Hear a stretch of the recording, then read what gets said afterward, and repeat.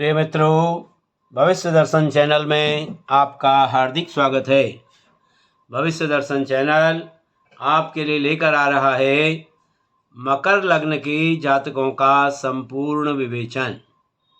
आज इस वीडियो के माध्यम से हम जानेंगे मकर लग्न के जातकों का स्वभाव, मकर लग्न की यानी कि मकर राशि का परिचय और मकर लग्न में कौन कौन से ग्रह, सूर्य आदि जितने भी हमारे नवग्रह हैं, ये कौन से ग्रह कारक होंगे, कौन से कारक अकारक होंगे, इसके बारे में चर्चा करेंगे। साथ ही चर्चा करेंगे कि मकर लग्न से बनने वाले सुयोग और कुयोगों के बारे में। साथ ही साथ जानेंगे मकर लग्न के जातकों को सूर्य, चंद्र, मंगल, बुध, गुरु, शुक्र, शनि, राहु और केतु की महादशा में किन किन ग्रहों की दशाएं, अंतर्दशाएं शुभ रहेंगी, किस प्रकार का वो फल देंगी और कौन कौन से ग्रह अशुभ फलों को देंगे।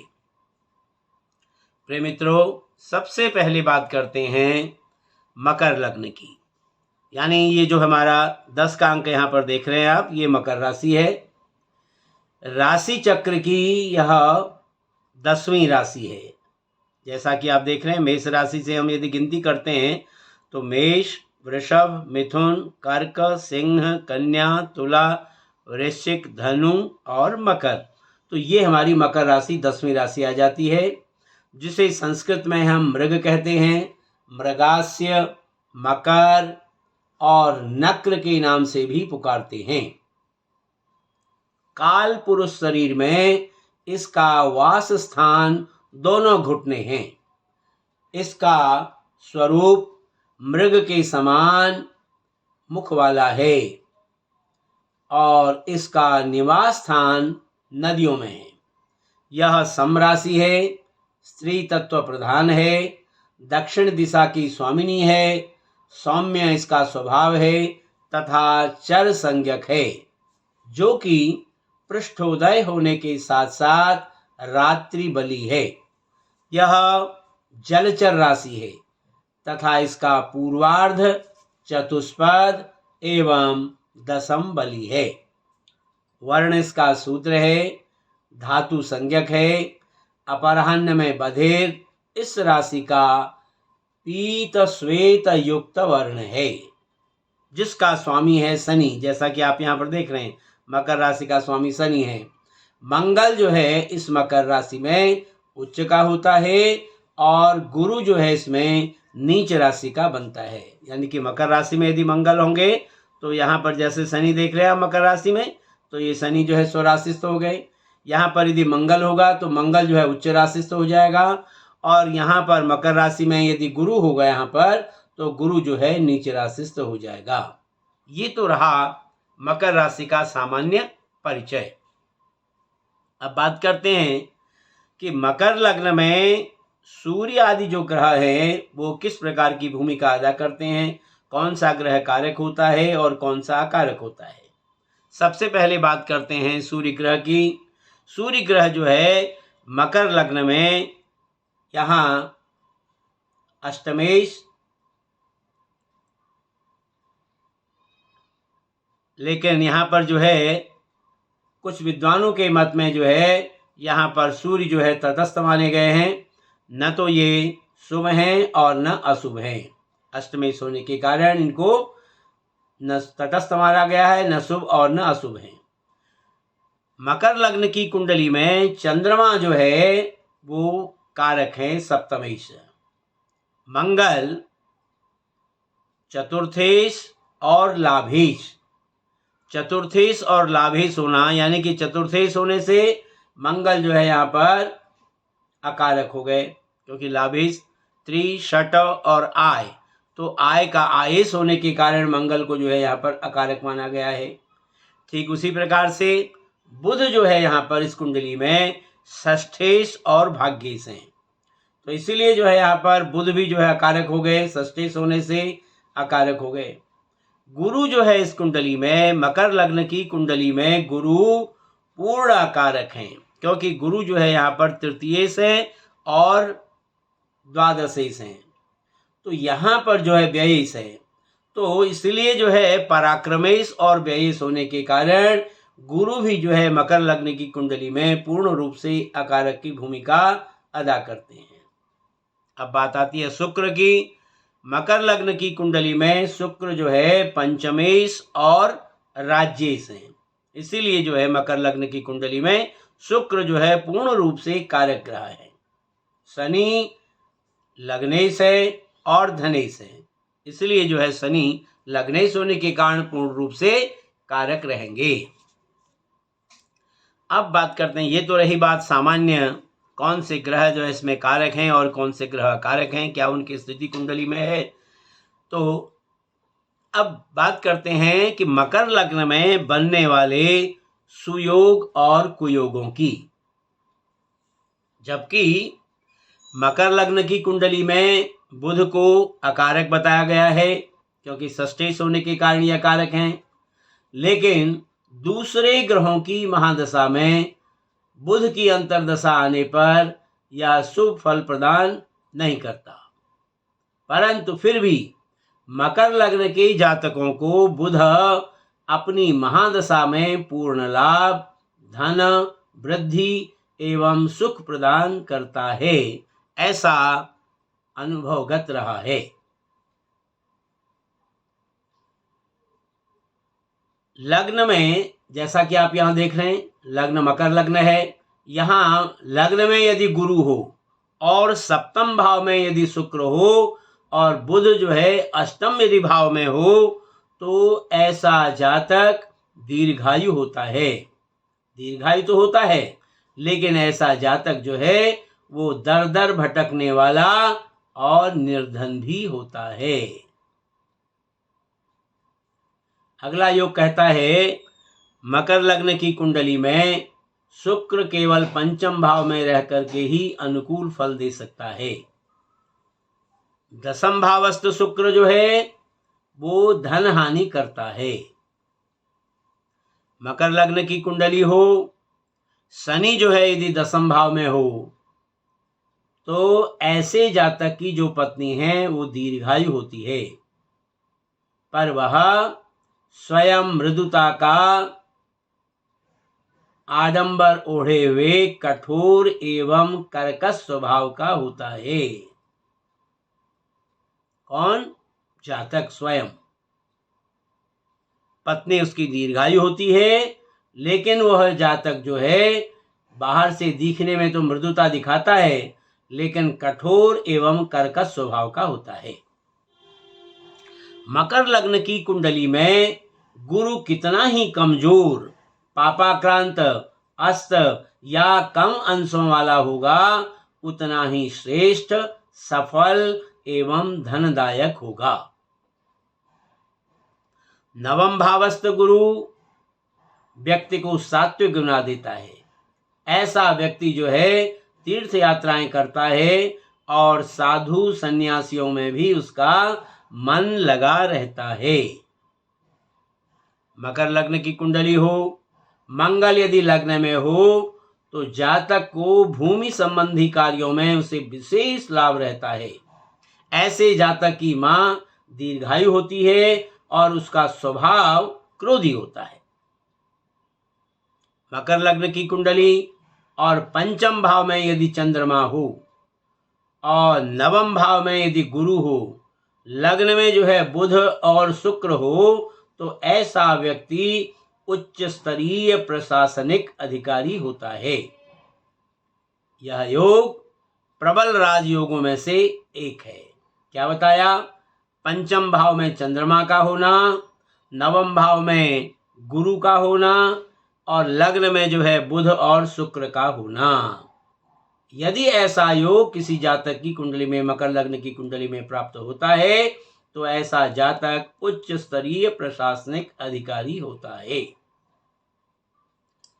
मकर लग्न की कुंडली में बुध और शुक्र तीसरे भाव में हों, तो ऐसा व्यक्ति बहुत साहसी होता है।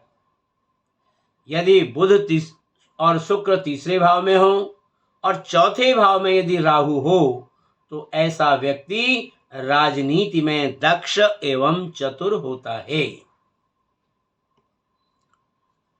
शुक्र अकेला नवम भाव में यदि होता है, मकर लग्न की कुंडली में, मकर लग्न की कुंडली में शुक्र यदि अकेला नवम भाव में हो तो व्यक्ति का धन उसके कुपुत्र उड़ा देते हैं। यानी कि ऐसे जातक का धन जो है बचता नहीं है। लग्न में गुरु हो, एकादश भाव में मंगल तथा शुक्र हो तो ऐसा व्यक्ति बृहस्पति की दशा में भाइयों के द्वारा धन प्राप्त करता है या भाई के धन को भोगता है। अब मकर लग्न की कुंडली है और मकर लग्न की कुंडली में यदि बुध और गुरु की युति हो और उन पर राहु और शनि की दृष्टि हो, कहीं पर भी कोई भी योग हो बुध और गुरु का और उस पर जो है राहु शनि की दृष्टि हो तो उसके बड़े भाई की आयु कम होती है और ऐसा जातक स्वयं नौकरों से पीड़ित भी रहता है। मकर लग्न में चंद्रमा सूर्य से जितना ही दूर होगा उसका दाम्पत्य जीवन उतना ही मधुर और श्रेष्ठ रहेगा। क्या बताया? मकर लग्न की कुंडली में चंद्रमा और सूर्य की दूरी जितनी होगी, यानी कि चंद्रमा सूर्य से जितना भी दूर होगा उतना ही उसका दाम्पत्य जीवन अधिक मधुर और श्रेष्ठ रहेगा। मकर लग्न की कुंडली है, द्वादश भाव में यदि चंद्रमा हो तो ऐसा व्यक्ति जो है भोगी, व्यसनी और पर स्त्री रमण सुख प्राप्त करता है। लग्न में सूर्य, चंद्र और बुध हो, यानी मकर लग्न की कुंडली है उसमें सूर्य, चंद्रमा और बुध की युति और 12वें भाव में मंगल और शुक्र हों तो ऐसे जातक का जो भाग्योदय है वो भाइयों के द्वारा होता है और भाइयों को उससे पूर्ण सुख एवं सहायता भी मिलती है। मकर लग्न की कुंडली में बुध और शनि यदि भाग्य स्थान में हो तो ऐसा जातक निम्न श्रेणी अथवा निर्धन के घर में जन्म लेकर भी भाग्यवान, यशस्वी एवं धनी बनता है। ये कब स्थिति होगी? मकर लग्न की कुंडली हो, बुध और शनि जो है जब भाग्य स्थान में बैठे हों, यानी भाग्य स्थान का स्वामी स्वयं भाग्येश भाग्य स्थान में बैठा है और लग्नेश भी जो है यदि उसके साथ बैठ जाए तो ऐसा जातक निम्न श्रेणी अथवा गरीब के घर में जन्म लेने के बाद भी भाग्यवान बनता है, यशस्वी बनता है और धनी बनता है। मकर लग्न की कुंडली में सूर्य अपनी स्वयं की दशा में, यानी कि मकर लग्न की कुंडली में जब सूर्य की दशा आएगी तो ऐसे जातक को मान, प्रतिष्ठा एवं धन आदि देता है। कब देगा? मकर लग्न की कुंडली में जब सूर्य की स्वयं की दशा आएगी तो सूर्य जो है ऐसे जातक को निश्चित रूप से मान, प्रतिष्ठा और धन आदि देगा। दूसरे ग्रह की दशा में स्वयं की भुक्ति आने पर तटस्थ सा रहता है, यानी कि जब दूसरे ग्रहों की दशाएं आएंगी तो उस समय जो है सूर्य की जो अंतर्दशा आएगी वो तटस्थ रहेगी। बुध जो है यानी नवम भाव में हो या लग्न में हो तो ऐसे व्यक्ति का भाग्योदय स्वयं की जाति से इतर जातियों के संबंध से होता है तथा ऐसा व्यक्ति स्वदेश की अपेक्षा विदेश में शीघ्र उन्नति करता है। राहु और गुरु, यानी गुरु और राहु ये दोनों ग्रह जो है यदि 12वें भाव में बैठे हों तो यह विशेष शुभ योग समझा जाना चाहिए और ऐसी परिस्थिति में जब राहु की दशा उसके जीवन में आती है तो यह राहु की दशा उस जातक के लिए श्रेष्ठतम भाग्योदय दशा होती है। यदि कब मकर लग्न की कुंडली में राहु और गुरु दोनों यदि 12वें भाव में बैठे हों तो राहु की महादशा आने पर वह जातक जो है श्रेष्ठतम भाग्य, उस जातक का भाग्योदय होता है। मकर लग्न की कुंडली है, लग्न में शुक्र श्रेष्ठ एवं शुभ फलदायक माना गया है और शुक्र की जब दशा आती है ऐसी दशा में जातक जो है यशस्वी होता है, धनी एवं पूज्य व्यक्ति बन जाता है। लग्न में मंगल और सप्तम भाव में यदि चंद्रमा हो तो ऐसा व्यक्ति अतुल धनाधीश होता है। यानी मकर लग्न की कुंडली और मकर लग्न की कुंडली में लग्न में मंगल जो है उच्च के हो जाते हैं यहाँ पर, और सप्तम में चंद्रमा, तो चंद्रमा यहाँ पर स्वराशिष्ट हो जाते हैं। तो ऐसी परिस्थिति में जो है व्यक्ति अतुल धनाधीश होता है यदि ऐसा योग जो है जातक की कुंडली में बनता है तो। और दूसरी बात बताई कि चंद्रमा और शुक्र सप्तम भाव में यदि हो और मंगल तथा शनि यदि लग्न में हो तो ऐसी परिस्थिति में व्यक्ति का अपनी पत्नी से हमेशा विरोध बना रहता है। ये कब होगा? जब चंद्र शुक्र का योग सप्तम में होगा और मंगल शनि का योग लग्न में होगा। तो यह तो था मकर लग्न से बनने वाले सुयोग और कुयोगों की चर्चा। अब बात करते हैं कि मकर लग्न के जातकों को सूर्य आदि नवग्रहों की जो दशाएं और अंतर्दशाएं आती हैं उनमें से कौन सी दशा अच्छी रहेगी और किस दशा में किस ग्रह का अंतर उसके लिए किस प्रकार का प्रभाव डालेगा, इस पर चर्चा करते हैं। तो इस संदर्भ में सबसे पहले बात करते हैं हम सूर्य की महादशा की। यानी मकर लग्न के जातक को जब सूर्य की महादशा आएगी और उस सूर्य की महादशा में सूर्य का ही जब अंतर आएगा तो वह अंतर जातक को परेशानी और कष्ट देने वाला रहेगा। जबकि चंद्रमा का अंतर जातक के लिए जो है व्यय प्रधान रहेगा और मंगल का अंतर जातक के लिए सुखद, लाभदायक और धन वृद्धि करने वाला रहेगा। जबकि राहु का अंतर सामान्य रहेगा, गुरु का अंतर जो है बाधाएं और कष्टकर रहेगा, शनि का अंतर शुभ फलदायक रहेगा, बुध का अंतर जो है धनदायक रहेगा, केतु का अंतर शुभ एवं मांगलिक कार्य कराने वाला रहेगा, जबकि शुक्र का अंतर पूर्ण लाभ और भाग्योदय कराने वाला रहेगा। ये तो बात रही सूर्य की महादशा की। अब बात करते हैं चंद्रमा की महादशा की। यानी जो जातक मकर लग्न के जातक हैं उनको जब चंद्रमा की महादशा आती है, उस चंद्रमा की महादशा में यदि चंद्रमा का ही अंतर आता है तो वह जातक के लिए अनुकूल रहता है। मंगल का अंतर श्रेष्ठ और सुखदायक रहता है, राहु का अंतर कष्ट और पतन का कारण रहता है, गुरु का अंतर हानिकारक और शारीरिक क्षति देने वाला रहता है, शनि का अंतर शुभ फलदायक रहता है, बुध का अंतर भाग्यवर्धक रहता है, केतु का अंतर शुभ रहता है, शुक्र का अंतर लाभदायक और व्यापार में वृद्धि कराने वाला रहता है, जबकि सूर्य का अंतर धनदायक रहता है। अब बात करते हैं मंगल की महादशा की। यानी जो मकर लग्न के जातक हैं उनको जब मंगल की महादशा आती है, उस मंगल की महादशा में मंगल का ही जब अंतर आता है तो वह जातक के लिए अनुकूल और श्रेष्ठ रहता है। राहु का अंतर शुभ रहता है, गुरु का अंतर सामान्य रहता है, शनि का अंतर लाभदायक रहता है, बुध का अंतर श्रेष्ठ भाग्यवर्धक रहता है, केतु का अंतर हानिकारक रहता है, जबकि शुक्र का अंतर लाभ और भाग्योदय देने वाला होता है। सूर्य का अंतर राज्योन्नति देने वाला होता है, जबकि चंद्रमा का अंतर अनुकूल रहता है।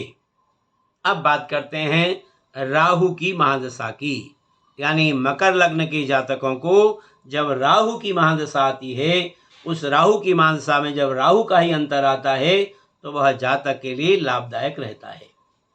गुरु का अंतर हानिकारक रहता है, शनि का अंतर सुफलदायक रहता है, बुध का अंतर श्रेष्ठ रहता है और केतु का अंतर मानसिक चिंताएं देने वाला रहता है, जबकि शुक्र का अंतर श्रेष्ठ एवं भाग्योन्नति दिलाने वाला होता है।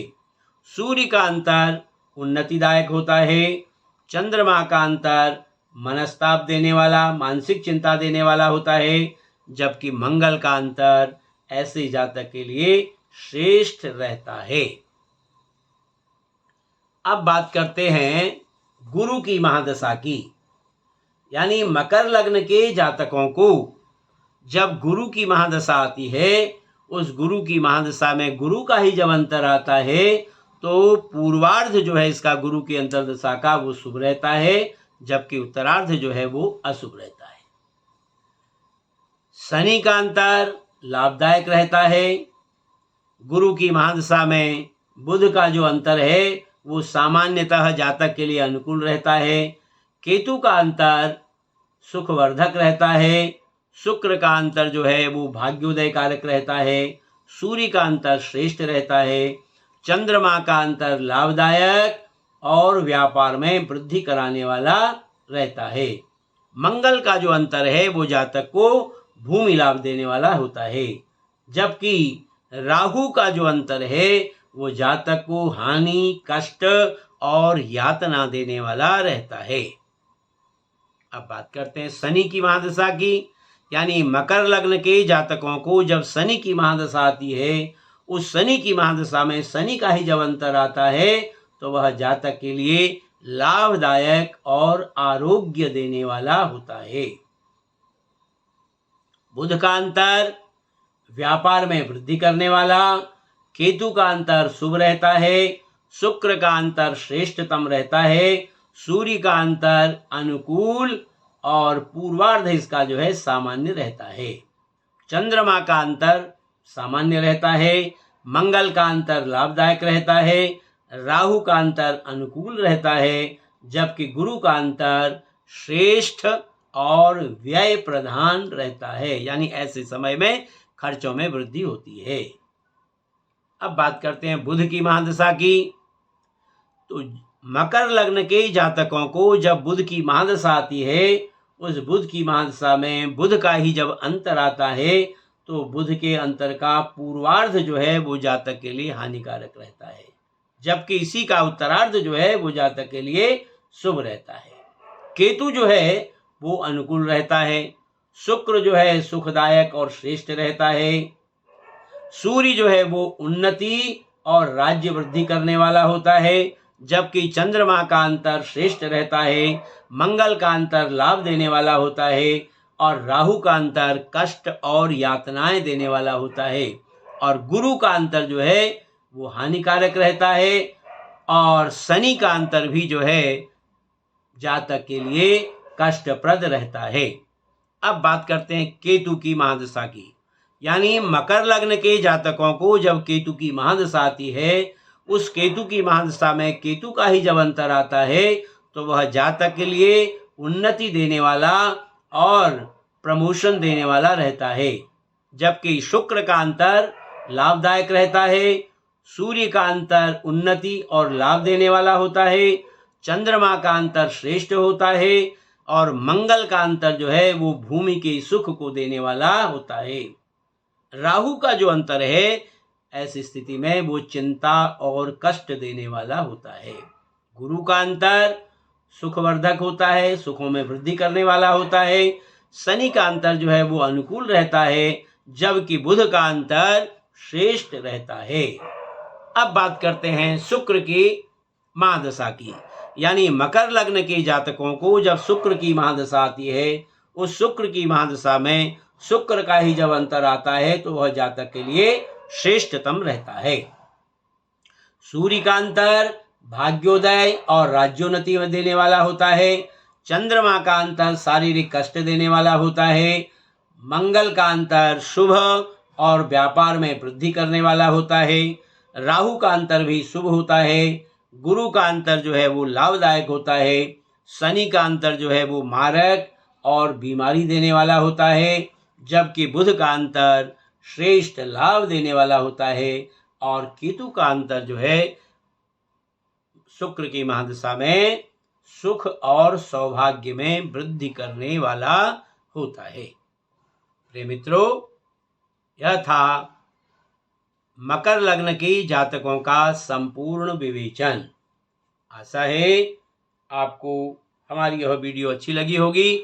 यदि आपको हमारी यह वीडियो अच्छी लगे तो आप हमारी वीडियो को लाइक करें, शेयर करें और हमारे चैनल को सब्सक्राइब करना भी न भूलें। फिर इसी प्रकार की नई वीडियो लेकर आपके सामने उपस्थित होंगे। तब तक के लिए आप सभी का हार्दिक धन्यवाद।